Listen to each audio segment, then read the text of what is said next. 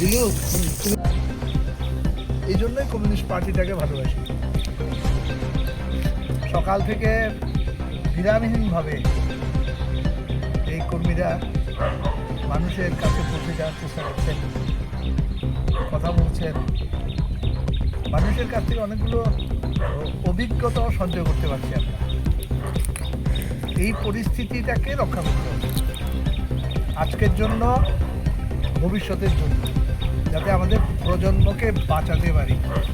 সমস্ত অংশের মানুষের সুখ শান্তি সমৃদ্ধির জন্য এই যে ধর্মনগরের যে বিধানসভা উপনির্বাচন, এই নির্বাচনটাকে একটা রাজনৈতিক সংগ্রামে রূপান্তরিত করে বামপন্থীদের কাছে যুদ্ধদের এক নতুন ইতিহাস তৈরি করব, এই সম্ভাবনা কিন্তু তৈরি হয়েছে।